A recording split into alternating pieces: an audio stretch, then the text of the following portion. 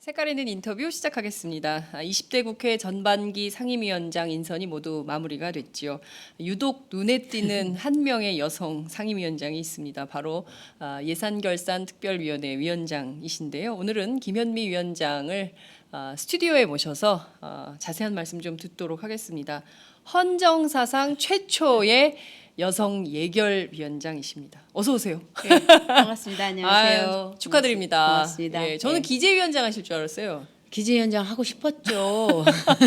그런데 기재위원장이 난 겁니까? 예결위원장이 난 겁니까? 상임위를 뭐가 낫다 이럴 수는 없지만. 그렇죠. 뭐가 네. 낫다고 할 수는 없는데 네. 어쨌든 2017년 내년에 예산안에 대한 심의 의결권을 저희들이 이제 야당이 갖게 돼서 굉장히 무겁습니다. 제가 예결위 쪽 관계자들한테 물어보니까 네.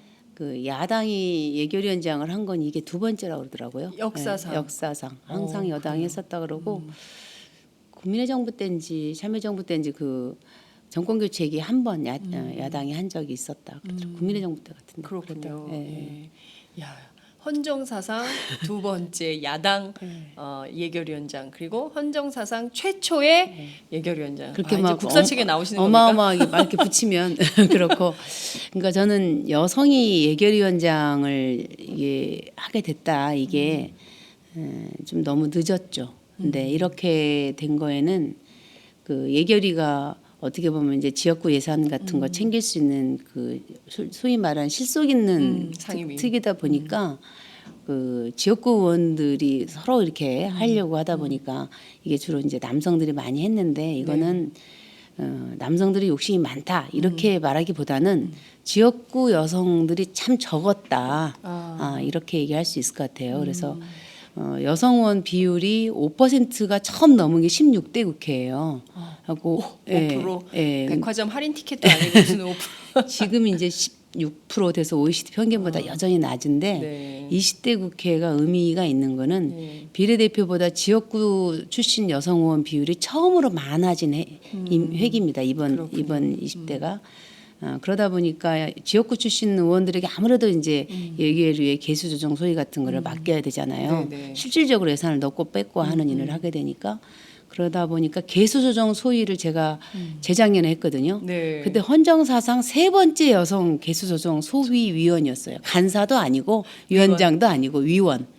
그러니까 그 전에 참여정부 때 장향수 의원하고 이영순 의원님하고 두 분이 했다가 그 후로 또 쭉 없다가 제가 하고 작년에 그 두 분의 여성 의원이 하셔서 개수조정 소위조차도 5명밖에 한 적이 없습니다. 그래서 앞으로 우리 예결위에 여기 위원뿐만 아니라 개수조정 소위 네. 위원 또 간사 이런 실질적으로 예산에 영향을 미치는 자리에 여성 의원들이 좀 많이 가야 이게 우리 국회가 실질적인 내실 있는 양성평등 이게 되지 않을까 이렇게 생각을 합니다. 그렇군요. 말씀하신 내용 들어보니까 좀 슬프다. 이렇게 여성들이 숫자는 사실 절반이잖아요. 네, 그리고 네. 세상의 절반인데 어디 자리 같은 데 가보면 위로 올라갈수록 여자가 늘 없잖아요. 그쵸. 그러니까 위로. 네. 그러니까 모든 전 업종이 마찬가지인 것 같아요. 언론도 마찬가지고 정말 무슨 판검사 아닌 다음에야 전부 여성들은 그 어디 가보면 전부 식당 아줌마들 많은데 허드렛이라는 사람들은 네. 많은데 위로 갈수록 비정규직 비율은 높죠 여성이. 그러니까요. 이번에 국회 상임위원장 18명 지금 선출을 했지 않습니까? 네. 근데 그 저희 더불어민주당에서는 국회직과 당직의 30%를 여성으로 한다 이게 네. 지금 몇 대째 내려오고 있어요. 그래서 지난 17대 때도 그렇고 18대 때도 그렇고 여성 상임위원장이 우리 당이 30%를 지켜서 2명씩 쭉 해오고 있었어요. 그래서 네. 이번에도 8명 중에 2명이 이제 여성이 하게 됐죠. 새누리당은 8명 중에 1명도 없어요. 새누리당. 예, 그리고 국민의당은 뭐 2명이니까 뭐 2명이어서 안 한다고 할 수는 있겠지만 그래서 전체 18명 중에 2명밖에 안 되는 거는 이게 1%, 10%? 10%가 좀 안 되는 거죠. 예, 그러네요. 그래서 그 새누리당에서도 이혜훈 의원님하고 박순자 의원님이 네. 더불어민주당은 여성 30%를 지킨다. 네. 우리도 좀 그걸 해야 되지 않냐 주장을 했는데 네. 다 표결해서 남성 의원들이 당선이 되셨죠. 그렇군요. 기본적으로 그 성평등 감수성이 네. 새누리당은 상당히 후지다. 새누리당도 좀 네. 같이 해야 그러니까요. 하지 않을까 생각이 네. 듭니다. 네. 참 아쉽네요. 근데 사실 생각해 보면 예산 같은 거, 돈 쓰는 거 집에서 이제 엄마들이 살림하면서 헛돈 쓰는 거 제일 싫어하잖아요. 쓸데없는데 돈 쓰는 거 너무 싫어하고 왜 이따위 걸 사가지고 왔어? 뭐 이런 비판을 남편들이 많이 듣는데 정말 예산이야말로 여성들이 진짜 꼼꼼하게 헛돈 쓰지 않게 정부 돈 딴 데 세지 않게 잘 감시할 수 있을 것 같은데 그 예결위원들 구성 어떻게 될까요? 예결위원 제가 지금 전체 다 구성이 확정 안 돼서 네. 모르겠는데 이제 50명이거든요. 네. 그러면 저는 뭐 양 당이 다 아마 국민의당까지 포함해서 여성 30%를 좀 하도록 좀 노력을 했으면 좋겠습니다. 그리고 예결위원은 사실상 그 정책 질의하는 수준이거든요. 그래서 실질적으로 영향을 미치는 것은 개수조정 소위다. 그러니까 개수조정 소위에 여성 의원들 참여할 수 있도록 해달라. 네. 이렇게 부탁을 하고 싶습니다. 네.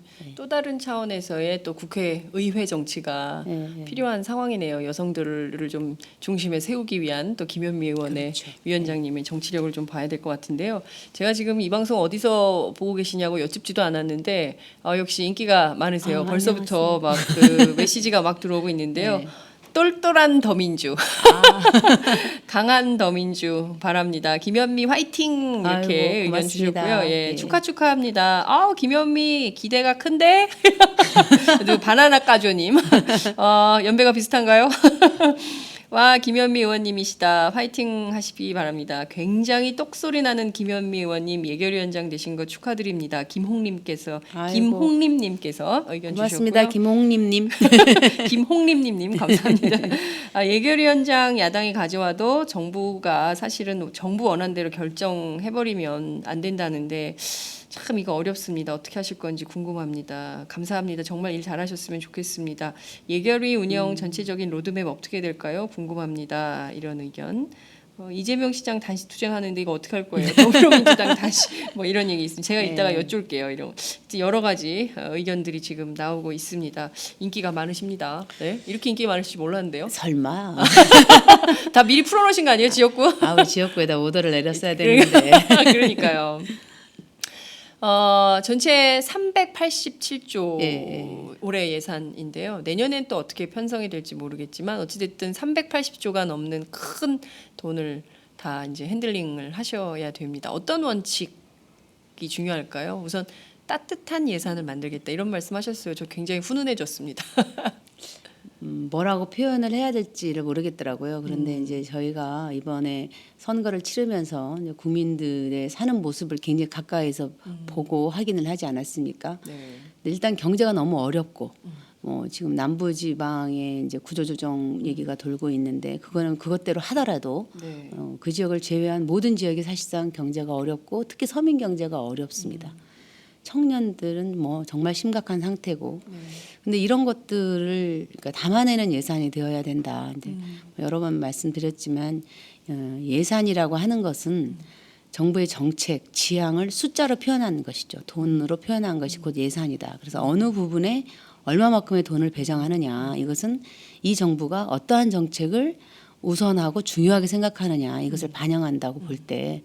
제가 따뜻한 예산이라고 하는 것은 서민들의 살림살이에 좀 훈기가 도는 지금 뭐 냉골이다 이런 얘기 많이 하지 않습니까? 맞아요. 그 냉골에 따뜻한 기운이 돌아가는 예산이 되어야 한다. 그래서 따뜻한 예산이 되게 하겠다 이런 말씀을 드렸습니다. 그렇군요. 정말 그 국민들 입장에서는 간절한 소망이 담긴 것 같아요. 정말 어렵게 특히 이제 구조조정 눈앞에 있는 그렇죠. 지역들의 경우에도 지금 특별재난구역으로 선포한다 하더라도 너무 막막한 정부가 아무런 실업 대책도 없는 뭐 이런 상황인데요. 이것도 예결위에서 뭔가 대안을 마련해야 되지 않을까 이런 생각이 좀 드는데 구조조정 예산 관련해서 좀 말씀을 좀 여쭐게요. 뭐 특위는 어떻게 설치가 좀 되겠습니까? 그 이제 각 당에서 이제 같이 또 얘기를 해봐야 되는 거고 대표들끼리 얘기를 해야 될 사안인데요. 지금 하늘에서 이번에 그 금리 인하를 하면서 추경 얘기도 좀 했었지 않습니까? 근데 정부에서는 지금 추경 얘기를 할지 말지를 계속 고민하고 있는 것 같아요. 추경에 대해서. 그런데 이제 구조조정이 지금 코앞에 닥쳐 있는데 이 지금 현재의 재정 상태로 이걸 감당하기에는 좀 한계가 좀 와 있죠. 그러면은 이거를 그냥 내년 예산까지 기다릴 것이냐. 네. 이거에 대해서 정부가 아마 고민을 해야 되지 않나 이렇게 생각을 합니다. 뭐 지금 구조조정을 하는데 지금 정부가 하는 이제 채권 뭐 펀드를 통해서 하는 네. 방식을 취하지 않습니까? 그런데 네. 그것만으로 그 실업 대책 같은 것들은 할 수 있는 게 아니거든요. 근데 그런 것들이 내년 예산에 실업에 대한 이런 예산들이 담겨야 되죠. 네. 말씀하신 대로 정부가 이제 자본 확충 펀드라는 걸 만드는데 11조 원을 하고 정부 그러니까 한은에서 10조 원을 이제 만든다는 건데 결국엔 이게 돈 찍는 한국판 양적완화 양적완화를 선택한 하는 거 거죠. 아니냐 이런 네. 비판이 있는데요. 그게 뭐 시장에 미칠 영향도 크지 않겠냐. 물론 한은은 아니다 이런 주장을 하는데 네. 정부가 이게 국회하고 의논하지 않고 이렇게 막 무리해서 추진하는 이유는 뭘까요? 지금 그 펀드 방식으로 하게 되면 네. 국회 동의 절차나 보고 없이도 할 수 있는 거잖아요. 그렇죠. 그러니까 국회에서 지금 그 문제를 가져오게 되면 당연히 왜 이런 사태가 왔느냐에 대해서 이제 진상규명부터 시작해야 된다. 뭐 책임 소재를 따져야 된다. 이러니까 그렇죠. 이런 비판을 피해가기 위해서 우회로를 선택을 한 것 같은데 그런다 그래서 지금 뭐 이렇게 엄청난 사태를 불러온 문제에 대해서 돌아갈 수는 없다 이렇게 생각합니다. 그래서 어쨌든 국회에서 이제 6월 20일 넘으면 이제 부처별 업무 현안 보고들이 시작이 될 건데 네. 그때 이제 기재위, 정무위 또 산자위 이런 데를 중심으로 해가지고 네. 지금과 같은 사태를 가져온 것에 대해서 부실을 이렇게 막 수십조 단위로 키워온 데에 대한 책임 규명 이런 것들이 되어야 된다 이렇게 봅니다. 그리고 거기에 대한 책임 소재가 따져지지 않고 하게 되면 이건 계속 지금 반복되는 거잖아요. 네. IMF 때도 그랬었고 그러니까. 지난번에 금융위기 때도 또 마찬가지였고 그래서 서민들이 지금 가계부채 얘기하다 보면은 우리 당에서도 지난번 의원들 월급 모아가지고 네. 낡은 채권 뭐 이렇게 소각했죠. 소각하고 이런 걸 했었는데 그 1,000만 원 이하가 뭐 전체 몇 퍼센트인가 뭐 수십 퍼센트 뭐 몇백만 명이 1,000만 원 이하인데 1,000만 원 이하도 다 책임을 끝까지 묻는데 수십조 단위에 대해서 책임을 묻지 않는 이런 정책은 안 된다 이렇게 봅니다. 그러니까요. 이번에 정부가 만든 자본 확충 펀드라는 것에 한은이 이제 우회적으로 이제 기업 지원을 하게 되는데 기업은행하고 신용보증기금을 동원을 해요. 근데 두 개 다 중소기업 그렇죠. 예, 활성화 관련이 있는데 결국은 중소기업 따라 대기업 망한 대기업 도와줘. 수발해. 그렇죠. 이런 건데 이거를 용인할 수 있을까요? 쉽게 국회에서 그게 네. 넘어가기는 어려울 거라고 봅니다. 물론 뭐 그게 뭐 저 국회에서 제동을 건다 그래갖고 바꿀 사람들은 아니겠지만 이건 기본 원칙의 문제인 것 같아요. 원칙. 지금도 대중소기업 간의 격차가 너무 크고 그러니까요. 중소기업들이 기본적인 최소한의 이윤율도 지금 확보를 못한 상태에서 중소기업 노동자들의 대기업 노동자들의 임금 격차가 갈수록 커지고 있는 상황이고 그러니까요. 중소기업들은 또 그 부담을 지기가 어려우니까 그걸 또 외주 노동자들에게 전가하는 거잖아요. 하청 노동자. 거기에서 또 정규직과 비정규직 사이에 또 임금 격차 네. 계속 커지고 있는 상황인데 이런 문제까지 중소기업을 전담하는 기관들이 이렇게 책임을 지게 하는 것은 중소기업에 대한 지원책 자체가 네. 굉장히 쪼그라드는 것이기 때문에 이거는 경제 정의에 맞지 않다 이렇게 생각을 합니다. 네. 그렇군요. 어찌됐든 정부가 국회의 그 동의 절차 없이 꼼수를 부려서 이렇게 하는 것에 대해서 국회 차원에서 제동을 좀 걸어야 된다라는 생각이 좀 들고 문제는 11조로 되냐 그거면 다 되냐 왜냐하면 97년 IMF 때도 뭐 요만큼이면 된다 했다가 그 이른바 그쵸. 공적자금 네. 계속 늘렸잖아요. 그래서 네, 밑빠진 독에 물 붓기 아니야 이런 언론 비판 되게 많았었는데 이번에도 또 그러지 않을까요? 그렇죠. 그때도 지금 공적 자금으로 투입했다가 그게 이제 회수가 안 되는 네. 거를 지금 채권으로 해서 지금도 우리나라 국가 부채에 남아 있습니다. 그게 아직도 남아 있죠. 예, 채권 노무현 정부 때 이제 그거를 국가 채권으로 전환을 했었는데 네. 그때 새누리당에서 이제 국가 부채 늘었다고 엄청 우리를 공격을 했어요. 그래서 원인 유발하신 분들이 그런다 우리가 그렇게 네. 대응하기도 했었는데 이번에도 사실은 어느 정도 규모가 될지 그거에 대해서는 면밀한 검토 필요하다고 봅니다. 그렇군요. 법인세 인상 네. 관련된 논란이 좀 있습니다. 그 이게 문제는 앞서 이제 따뜻한 예산 하려면 돈이 필요한데 이 돈을 어디서 만들 거냐. 결국엔 증세 할 수밖에 없지 않냐. 그러면 어디로부터 세금을 거둘 거냐. 법인세 이렇게 되는데 국민의당하고 입장이 조금 다른 것 같아요. 국민의당 명목세율을 더 올려야 된다 이런 입장인데 실효세율을 올려야 실효세율을 된다는 올려야 거죠. 된다 네. 이런 건데요. 저희가 지금 국가부채가 GDP 대비 40%를 올해 넘었어요. 그리고 작년에 이제 매년 재정 적자가 40조씩 나는 거여서 박근혜 정부가 끝나면 이 정도 추세로 가면은 700조 정도의 국가부채가 될 것이다. 지금 이렇게 700조요? 700조요. 예. MB 정부 때 100조가 늘었는데 박근혜 정부 들어서 237조인가 이렇게 늘었으면 제가 숫자를 지금 까먹었는데 네, 그 정도로 늘었어요. 근데 이게 이제 임기 말이 임기 말이 되면 700조. 700조가 국가부채가 된다. 완전히 지금. 나라를 빚더미에 앉히고. 완전히 빚더미에 올려놓고 지금 가시게 되는 상황입니다. 그러면은 이 문제를 해결하기 위해서는 지금 박근혜 정부는 세출을 줄여서 하겠다. 그래서 뭐 예산 삭감하고 뭐 허리띠 졸라매고 막 지금 계속 이런 식으로 하는데 네. 그걸로는 사실은 늘어나는 이런 수요를 감당할 수가 없는 거죠.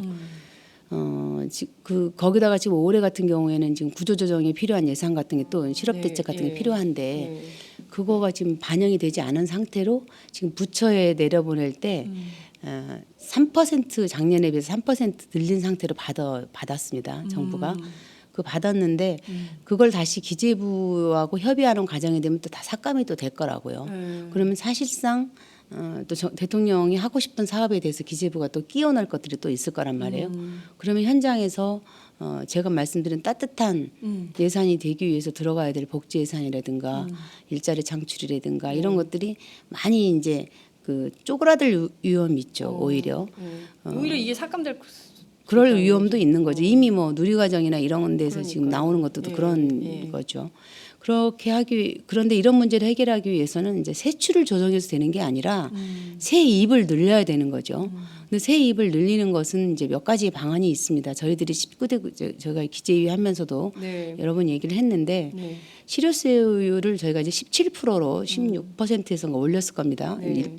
17%가 지금 됐는데 네. 이걸 18%까지 올리자 이렇게 했는데 이게 지금 1% 더 올린. 그게 쉽지가 않습니다. 1% 올린다 그랬을 때 그 늘어나는 세액이 네. 얼마 안 돼요. 이게 몇 천억 정도밖에 안 됩니다. 근데 그거 갖고는 지금의 이 재정 수요가 감당이 안 됩니다. 네. 그런데 지금 국민의당에서 얘기하는 부분은 물론 그거부터 했으면 좋겠다 이런 취지는 이해는 해요. 근데 네. 저희도 그렇게 했는데 네. 결국에는 이제 그 조세감면제도라고 세금을 깎아주는 게 있지 않습니까? 예, 예. 그런데 재벌 대기업에 대해서는 조세감면제도를 완전히 없애자. 뭐 R&D건 뭐건 다 없애자. 뭐 이렇게 이제 주장을 저희들이 네. 했고 노력을 했는데 그래봤자 그게 얼마 안 된다는 거예요. 그걸로 감당하기가 어렵다. 그래서 근본적으로는 좀 덩어리가 되는 세수를 만들어내지 않으면은 네. 규모가 되는 세수를 만들어내지 세입을 만들어내지 않으면은 안 된다. 그래서 저희들이 이제 생각해낸 게 뭐 계속해서 얘기됐던 거죠. 이명박 정부 때 감세했었던 네. 법인세를 원상 회복시키자 그렇게 이야기를 하는 겁니다. 그런데 지금 그 중소기업들도 굉장히 어려우니까 네. 모든 법인에 대해서 법인세를 원상 회복하자 그러면은 그것도 굉장히 부담이 되는 거죠. 그래서 저희 당에서는 지난 국회 때부터 과표 기준이 500억이 넘는 기업에 대해서 그러니까 이것저것 다 빼고 순수익이 500억이 넘는 기업이니까 과표 네. 기준이 되는 경우가 굉장히 큰 기업이에요. 네. 숫자도 몇 개 되지 않고 전체 0.1%가 채 안 될 겁니다. 기업에서 30대 재벌 정도 될까요? 재벌 기업 중에서 어떤 건 되고 어떤 건 안 되고 뭐 이렇게 되는 거죠. 그렇게 해서 22%를 25%로 옮기게 되면은 네. 약 5년 동안에 2조 2조 5천억 숫자를 또 가물가물하네. 2조 5천억? 2조 5천 그 정도 됩니다. 그래서 네. 이거 숫자 까먹었네. 네, 네. 네. 그 정도 돼서 그게 이제 실질적인 의미가 있는 숫자가 되는 거고 그렇지 않고 그 실효세를 옮기는 정도, 그다음에 뭐 세출을 허리띠를 졸라매는 정도 이런 걸로는 좀 한계가 있다. 그렇군요. 예, 예, 그러니까 이렇게 지금 봅니다. 그 더불어민주당에서 주장하는 그 증세라는 것이 모든 네. 국민에게 전부 다 그 세금을 늘리는 것이 아니라 예, 예. 재벌 대기업 그리고 과표 기준 500억, 500억 이상의 이상인 기업에 순이익이 한해서. 있는 기업에 예, 예. 한해서만 예. 우선 증세를 하자 이제 예, 이런 예. 입장인데 이거에 대해서 새누리당은 반대할 거 아니에요. 5년 동안 25조입니다. 25조. 예, 예. 25조. 이거 해볼 만하네요. 5년 동안 5년 동안 25조. 25조니까 매년 5조 정도가 느는 거죠. 예. 네. 새누리당에서는 이제 이거를 반대를 합니다. 그런데 뭐 음. 그 세계적인 추세가 법인세를 줄이는 추세고 뭐 여러 가지 이야기를 하는데 네. 그래도 담세 능력이 있는 데서 늘리지 않으면은 그렇죠. 어디서 늘리겠어요. 그래서 이제 이걸 피하기 위해서 박근혜 정부에서는 담배세를 인상을 했죠. 그러니까요. 담배세 인상을 해서 뭐 거의 뭐 조 단위의 세수가 늘었다 지금 이렇게 이야기를 네, 하는데 결국 담배세라고 하는 거는 서민 증세가 그러니까요. 되는 거죠. 네. 그래서 부자 재벌 대기업들의 그 세금을 올려주지 않는 대신에 서민들에게 세금을 걷는 것, 더 걷는 것 이거는 조세정의에 어긋나는 거죠. 그래서 지금 얘기되는 것이 그 새누리당 정부도 이제 그 세출을 줄인다던가 이런 걸로 감당이 안 되니까 기재위에서 이제 정부에서 검토했다가 우리들이 이제 저항하면 좀 접고 했었던 게 뭐냐면 부가세 인상 얘기를 합니다. 네. 다른 나라에 비해서 부가세가 낮으니까 부가세를 올리자 이런 얘기를 하는데 그건 또 이제 그야말로 이제 물가 인상을 포함해서 서민들에게 직격탄이 되니까 그거는 얘기했다 접고 뭐 계속 우리들이 쉽게 말하는 소위 간보기를 계속 하고 있는 거죠. 간만 보고 있는 거군요. 그런데 네. 그거는 저희들이 받을 수가 없죠. 이미 담배세 인상 뭐 그것만으로도 서민들에게 부담이 되고 일부에서는 뭐 다른 세금 뭐 이런 얘기하면 기사가 되니까 말아야 되겠다.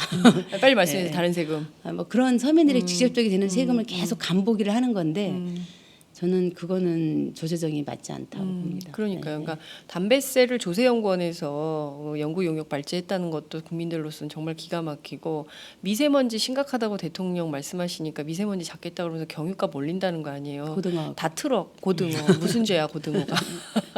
그러니까 이런 정책들에 대해서 국민들은 이제 다 판단하시거든요. 그러니까 저희들이 뭐 기사 쓰면 기사보다 댓글이 더 훌륭해요.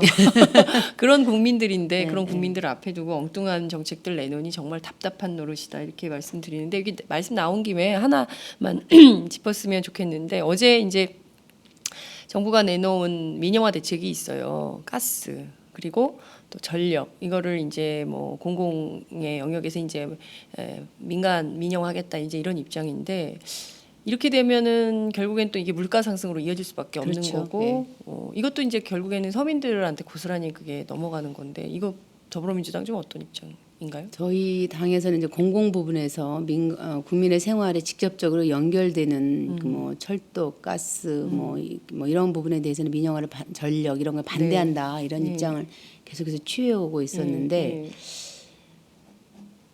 그건 뭐 결과적으로 가면은 민영화가 되면은 이제 그 요금이 오르게 되는 거는 그렇죠. 당연지사고요. 이게 제가 철도와 관련해 가지고 이제 외국에 이제 그 재작년인가 철도 파업할 때 이제 네네. 그 유럽에 영국하고 독일에 이제 철도 민영화 하는 데를 가봤어요. 네. 실태 조사를 가봤는데 이게 민영화를 하다 보면요.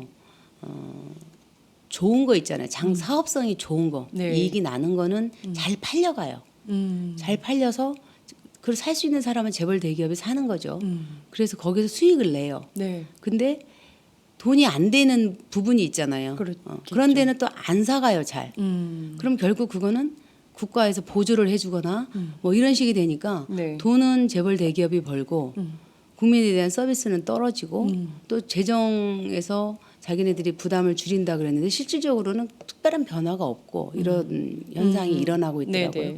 마찬가지로 이제 그 독일이나 영국에서도 똑같은 그런 문제가 있어서 영국에서는 철도 민영화를 중지시키고 되돌려야 한다 이렇게까지 결정이 내려져 있었어요. 그래서 이렇게 그 무작정 돈 되는 거를 팔아서 한다라는 거는 결국에는 재벌 대기업한테만 좋은 거고 국민 서민들한테는 좋지 않은 경제적으로 어려움을 가져오는 이런 정책이기 때문에 네. 이명박 정부 때 하려다가 못했던 건데 이런 식으로 가는 건 아니라고 봅니다. 그렇군요. 네. 당장 걱정되는 게요. 그러니까 저희가 이제 시골 이런데 지방에 출장이나 취재 가보면 우선 버스가 안 다녀요. 그렇죠. 그러니까 차가 없으면 생활 네, 자체가 그렇죠. 안 되더라고요. 그러니까 버스 하루에 한 번 다니거나 막 그러니까 뭐 사고도 많이 나고 막 이제 이런 건데 이제 그게 바로 공공에 기반하지 않으니까 전부 민영화하니까 이제 생기는 그렇죠. 문제들이 발생하는데 박근혜 대통령 이렇게까지 밀어붙이면 정말 국민들은 어떻게 살라는 건지 특히 이제 50대가 네. 굉장히 반발하더라고요. 그 은퇴한 그러니까 50대 전부 그렇죠. 회사에서 네, 명퇴당해가지고 집에 있는데 나갈 때는 돈은 나가야 때는 많고 들어오는 거는 없고 일자리는 없는데 이런 공공요금마저 올리면 도대체 어떻게 살라는 거냐 이런 걱정이 많더라고요. 일단 일자리 정책을 할 때 네. 청년 일자리도 굉장히 중요한데요. 네. 저는 이제 지역에서 이제 지역에 많이 계신 분들 5, 60대들이 많이 계시잖아요. 네, 많이 만나게 되고 그분들이 이제 자영업 하다가 다 망하신 분들도 많고. 근데 사실 우리가 이제 명퇴, 희망퇴직, 뭐 구조조정 하면 거의 다가 50대가 이제 대상이 되는 거예요. 네. 근데 이 고령화 시대에 50대에 은퇴하면 50년을 또 살아야 돼요. 근데 연금을 받을 때까지는 15년의 세월이 남아 있어요. 근데 네. 대개가 이 기간을 견디지 못해 가지고 자영업하다 망하거나 이제 그때부터 비정규직 노동자가 되어 가지고 빈곤층으로 전락하면서 이제 가는 거거든요. 네. 이제 적극적으로 저는 50대 일자리 정책 같은 것들 정부가 해야 된다고 봅니다. 근데 50대 일자리 정책. 근데 그거를 정부에서 지금 하는 거는 무슨 파견직 뭐 이런 식으로 해서 비정규직이나 이런 데로 돌리려고 하는데 네. 그거는 이제 50년을 빈곤층으로 살게 하는 거예요. 있는 자산 까먹으면서. 그건 나중에 65세, 70세 이렇게 넘어가게 되면 이제 연금 기초수급 대상자들 늘려주는 거기 때문에 장기적으로는 국가적으로도 도움이 되지 않는 거죠. 그래서 적극적으로 일자리 정책을 해야 한다. 그 생각을 합니다. 그렇군요. 김현미 위원장께서 정말 따뜻한 예산 정책만 잘 세우면 50대들이 모두 해피해지는 세상이 될 수도 있지 않을까 이런 생각이 좀 듭니다. 정부가 이런 걸 다 받아야 되는데요.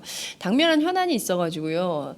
그러니까 애들 있는 집들 네. 이 누리과정 예산 때문에 엄청 걱정이 심하거든요. 이거 해결하시겠다고 말씀하셨는데 이것도 정부에서 좀 안이 와야 되는 거 아닐까요? 편성할 때 네. 이게 들어가야죠. 근데 지금 제가 이제 이 이야기를 하기 전에 잠깐 우리나라 예산 제도에 대해서 얘기를 좀 할게요. 예산 심의 제도에 대해서. 네. 근데 우리나라는 예산 편성권은 정부에 있고 심의의 권한만 국회에 있습니다. 편성은 정부가 하고 심의만 하는 겁니다. 근데 국회에서 심의 과정을 보게 되면은 삭제는 정부의 동의 없이도 예산안 삭감을 할 수 있어요. 삭감을 할 수 있는데 편성된 예산에 대해서 증액에 대한 거는 정부 동의가 없으면 못 합니다. 아 그래요? 예, 그 뭐예요 그게? 그래서 깎는 건 해도 예. 플러스는 못 한다는 거죠. 못해요. 그러니까 정부가 동의하지 않으면 증액을 할 수 없기 때문에 이게 어떻게 보면 반쪽짜리 심의라고 할 수가 있죠. 그래서 예산안 전체로 보게 되면은 정부가 이제 2월 달, 4월 달 되면은 재정운영 계획을 이제 발표를 하면 네. 그 계획에 따라서 각 부처의 재정운영 지침이 다 전달이 됩니다. 그러면 큰 덩어리의 어떤 그 틀들을 다 정해주는 거예요. 네. 그다음에 뭐 분야별로도 이렇게 큰 실링을 다 주는 거죠. 그 안에서 편성을 하는 거예요. 그게 이제 국회로 이제 자기들끼리 이제 부처가 기재부에 올리면 이제 기재부가 부처와의 쭉 협의를 통해 가지고 이제 9월 2일 날 국회로 이제 오는 거죠. 그럼 그때부터 국회가 심의를 하는데 네. 그 심의 과정이 아까 말씀드린 것처럼 삭감은 국회에서 의결해서 되지만 네. 증액은 국회도 정부 기재부 동의 없으면 안 됩니다. 그렇기 때문에 그 제도도 좀 바꿔야 되겠는데요. 그렇죠. 그게 이제 헌법 사항입니다. 개헌을 해야 되는구나. 그래서 그 어떠한 사업에 대해서 증액을 하려 그럴 때는 네. 이 정부가 동의하지 이 정부의 방침과 맞지 않으면 이게 잘 안 되는 겁니다. 그래서 이게 굉장히 쉽지 않은 과정이어서 저희들이 국회가 이제 몇 년 동안 얘기하는 게 예결위 상설화가 필요하다. 네. 상설화가 필요해서 연초에 재정운영 계획을 짤 때부터 그렇죠. 각 부처의 실링과 지침을 내려줄 때부터 국회 예결위하고 계속 소통을 해야 된다. 그래서 그 정부의 지침이 맞는지 아니면 뭐 새로운 의견을 제시할 수도 있고 네. 이래서 이제 편성할 때부터 이게 조정이 돼야 되는데 다 짜여진 예산을 가지고 와서 아까 말씀드린 대로 삭감은 되지만 증액은 동의 없으면 안 되는 이런 구조로 가게 되면 이제 연말에 이제 예산안 심의가 끝나고 나면 기자들이 온통 관심사는 뭐냐면 쪽지 예산을 누가 넣냐, 카톡 예산. 그다음에 형님 예산이냐, 뭐 막 그러는데 네. 예산 폭탄이 어느 동네 실세에 갔냐 그러는데 그거는 굉장히 미시적인 접근입니다. 왜냐하면 그 350조 예산이라고 할 때 네. 그 삭감과 증액, 삭감의 규모 안에서 증액이 이루어지거든요. 네. 그러면 그게 많아야 3조입니다. 3조. 그러면 350조 중에서 3조면 1%. 1%도 안 되네요. 그러니까 국회에서 예산의 심의 의결이라고 하는 게 네. 얼마나 이게 허망한 일인지 그러네요. 제가 개수조정 소위를 하면서 내가 지금 뭘 하는 거야? 뭐 이런 생각이 되게 많이 들었어요. 근데 예. 기자들은 나중에 그거 나가면 그 1% 안에서 누가 많이 가져갔냐 이것만 조사를 하고 다니는 거예요. 아, 취재 방향을 바꿔야 되겠네요. 그래서 이게 굉장히 그 허망한 일이다. 이 제도 자체가 바뀌어서 국회 예결특위가 명실상부하게 그 편성에서부터 심의 의결까지를 쭉 함께 갈 수 있는 이런 장치가 되지 않으면 참 허망한 국회의 권한이다 이런 그렇군요. 생각이 들고요. 누리과정 같은 경우에도 정부에서 아까 말씀드린 것처럼 재정 부담을 덜기 위해서 중앙정부 재정 부담을 지방정부를 떠넘기고 7월부터 하겠다는 맞춤형 보육이라고 하는 것은 아예 재정 부담 자체를 축소시키겠다는 거잖아요. 네. 그런 식으로 가는 건데 이것이 현장에서 그 5세까지의 아이들과 그 부모님들과 어린이집을 하시는 분들에게 미치는 영향이 굉장히 크죠. 혼란스럽고. 근데 이거는 그렇게만 볼 일이 아니고요. 그것이 지방교육재정 교부금에서 이 누리과정이 가게 되니까 지방교육재정 교부금으로 네. 그 살림을 살아야 될 혜택을 봐야 될 초, 중, 고등학교 학생들한테 영향을 미치는 겁니다, 이게. 그렇죠. 그래서 누리과정이라고 하는 것은 그 영호세 문제일 뿐만 아니라 18세까지의 모든 청소년들, 0세부터 18세까지의 모든 아이들의 보육과 교육에 관련된 문제이기 때문에 이거를 중앙정부가 이렇게 마치 양쪽을 싸움 붙이듯이 이렇게 해서는 안 된다고 봅니다. 왜냐하면 우리나라의 그 지방교육재정 전체가 54조인가 됩니다. 그런데 이거의 약 87% 정도가 인건비 등 그 경지성 경비예요. 35조가 되는데. 그래서 실제로 이거를 다 빼고 순수하게 아이들의 교육, 학생들의 교육이라든가 교육 환경 개선에 쓸 수 있는 돈은 7조예요. 7조. 7조인데 누리과정이 4조예요. 그러면 7조에서 4조를 빼면 나머지 초, 중, 고등학교는 뭘로 하라는 거냐. 이렇게 되는 거거든요. 그래서 우리는 이렇게 하는 거는 진짜 형 밥그릇 뺏어서 동생 지금 주라는 거잖아요. 네, 예. 뭐 많이 얘기했지만 공약은 대통령이 하시고 그렇습니다. 왜 부담을 우리 어린이집 애들부터 초, 중, 고등학교 학생들이 져야 되는 거냐. 이거는 저는 안 된다고 보고요. 이 문제는 근본적으로 지금 대통령께서 말씀하신 대로 굳이 그렇게 지방교육청에 떠넘기고 싶으시면 지방교육청의 예산을 늘려줘야 한다. 아까 말씀드린 대로 7조 중에서 4조를 떼어주고 나면 3조 갖고 어떻게 살겠어요? 그러니까 지금 현재 지방교육재정 금액 교부율이 20.27%입니다. 그런데 이거를 23%로까지 늘려주면 약 5조 정도의 재원이 확보가 됩니다. 그러면 누리과정 예산을 분담을 4조를 할 수 있고 현장에서 필요한 교육 관련한 예산을 줄 수가 있죠. 왜냐하면 우리 학교가 지금 비정규직이 너무 많습니다. 그래요, 그리고 맞아요. 학교에 가면은 선생님들도 이제는 완전히 혼돈 상태예요. 정규직 교사에 기간제 교사에 정규직 직원에 비정규직 직원에 비정규직도 막 다양합니다. 뭐 급식도 있고 무슨 방과 후 교사도 있고 뭐 그다음에 학교 지킴이도 있고 막 여러 가지 있어가지고 이분들 모두 처우가 지금 굉장히 열악한 상태예요. 제가 저희 지역에 봤더니 학교 지킴이 하시는 분들이 계세요. 그 몇 시간 동안 이렇게 하시는 분도 계시고 몇 시간 아이들 방과 후 지도하시는 분들은 월급을 한 푼도 안 주는 학교도 생겼어요. 월급을 안 주면 어떻게 해요? 그냥 봉사하라는 거죠.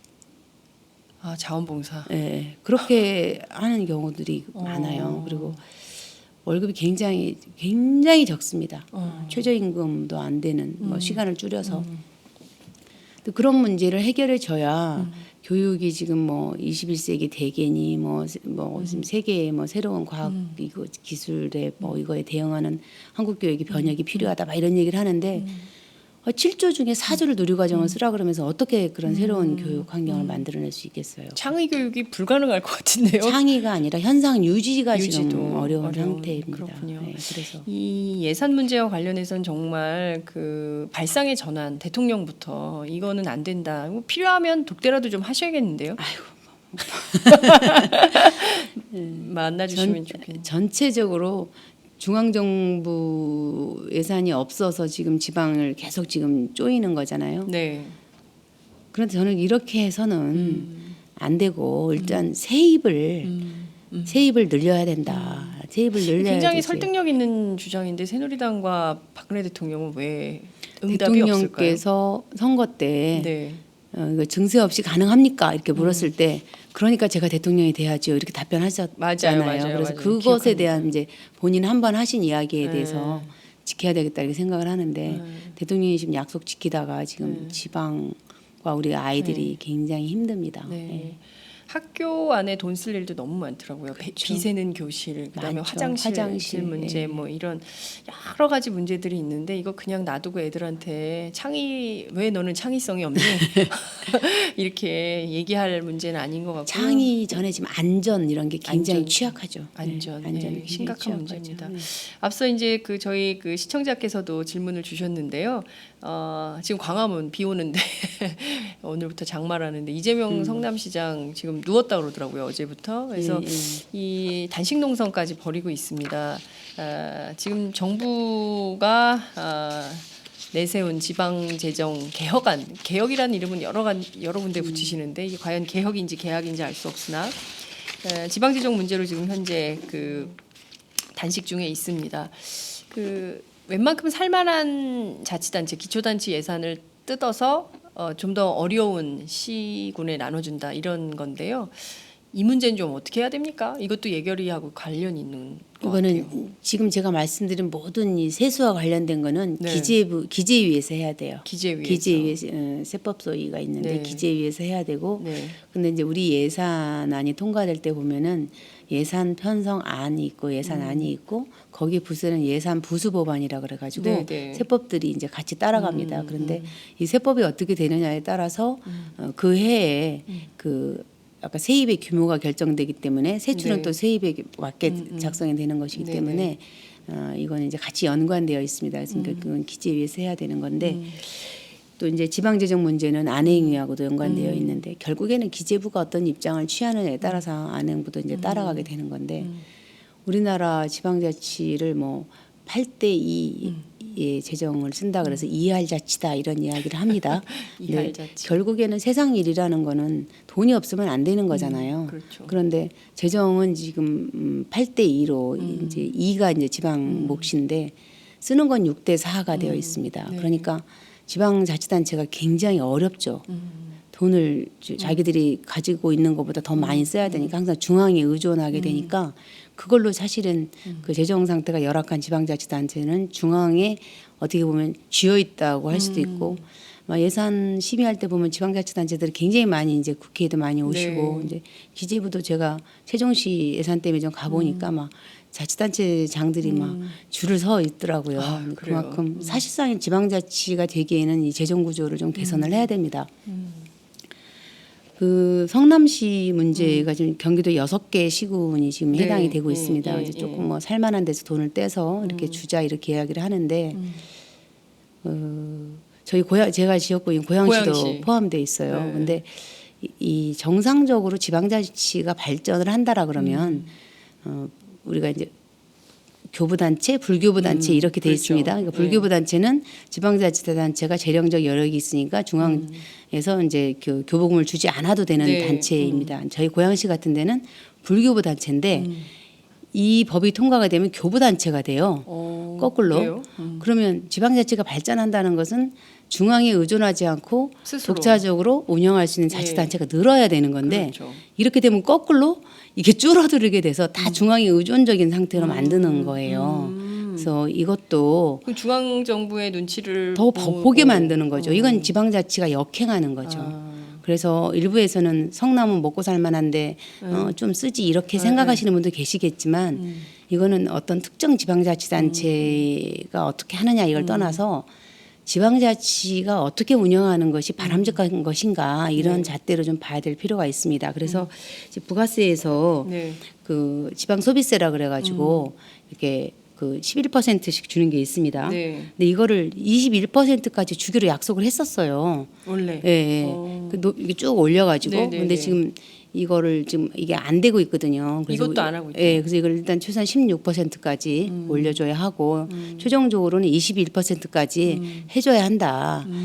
그러면은 지방자치단체가 전제 아까 8대 2라 그러지 네, 네, 네. 않았습니까? 예. 이할자치에서 좀 벗어날 수가 있고. 3할자치.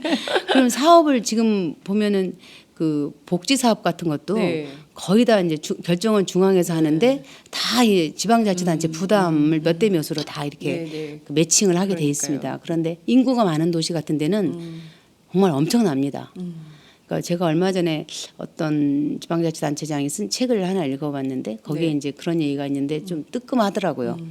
어린이집에 CCTV를 이렇게 설치하도록 뭐 그거 반대하면은 어린이 안전을 가로막는 의원인 것처럼 또 그때 한창 또 난리가 예, 나지 않았습니까? 예, 예. 그런데 그게 그 재원 부담을 어떻게 했냐면 4대 4대 2로 했다 그러더라고요.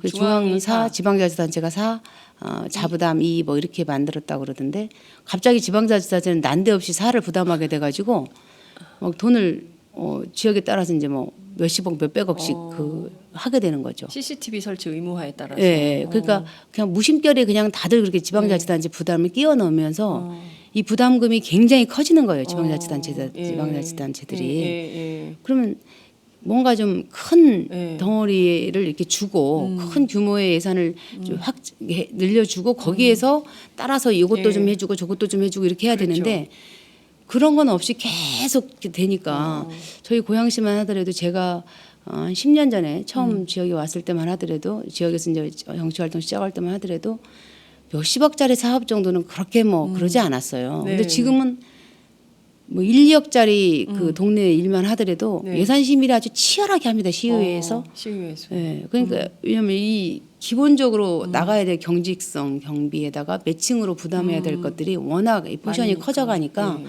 고양시가 그 정도면은 다른 지방자치단체는 말할 것도 없죠.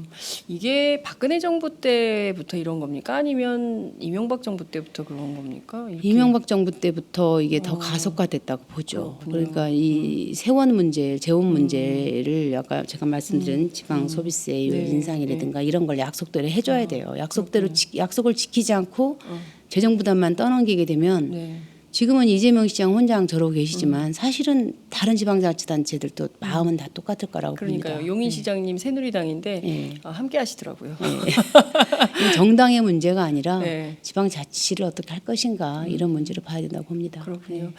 아이고 지금 뭐 김현미 의원님 원래 저희가 그 30분 예정했는데 42분 59초 43분 흐르고 있습니다. 아이고, 네. 이게 워낙 현안이 많고 심각한 문제고 사실 이렇게 그 정부의 살림을 그 다 꼼꼼히 들여다 보는 게 또 우리 이제 의무고 또 국민들 입장에서는 좀 알고 싶고 도대체 돈을 어디다 쓰는 거야, 어디다 쓰길래 이렇게 돈이 없는 거야, 뭐 이제 이런 생각들을 하기 때문에 살펴봤는데요.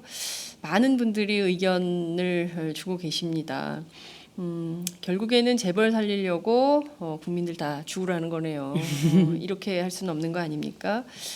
차기 정부에 전부 폭탄 떠안기기 하겠다는 건데 참 걱정입니다. 이런 의견들 주고 계십니다. 시간이 다 돼서요. 사실 이제 정치 현안들도 좀 살펴봐야 되는데 오늘은 예결위원장으로 오셨으니까 저희가 그건 나중에 또 다른 기회로 여쭙도록 하겠습니다. 이제 본격적으로 예결위 활동을 하는 건 이제 가을부터죠. 결산부터 해야 되니까 네. 아마 6말 7초. 예, 왜냐면 지금 결산안이 네. 각 부처에서 이제 제출된 게 5월 31일 날 결산 보고서를 제출을 했고 국회 6월 중순에 이제 넘어오게 됩니다. 그러면 정기국회 전에 결산과 국정감사를 끝내도록 이제 국회법에 되어 있어요. 그러니까 바로 이제 결산을 해야 될 시점이죠. 정기국회는 국정감사는 조금 늦추더라도. 예. 네. 7, 8월 정말 뜨거운 여름에 휴가도 못 가시고 예결산 들여다 보셔야 될 것 같은데요. 저희들이 응원 말씀 드리고요. 끝으로 국민들께 당부하시고 싶으신 말씀 한 말씀 부탁드리겠습니다. 여러분들이 뭐 살기가 너무너무 힘들고 특히 우리 젊은이들 같은 경우 또 아까 말씀드린 50대 이런 분들이 생활고에 많이 시달리고 있고요. 또 중소기업, 자영업 하시는 분들은 거의 지금 파탄 지경에 있습니다. 그런데 정부가 하는 일은 이렇게 어려운 사람들에게 힘이 될 때 국가의 존재 이유가 있지 않나 이런 생각들을 합니다. 그렇게 조금이라도 힘이 될 수 있는 예산안이 편성국회에서 심의 의결될 수 있도록 미력 하나마 최선을 다하도록 하겠습니다. 여러분 많이 응원해 주시고 함께 해 주시기 바랍니다.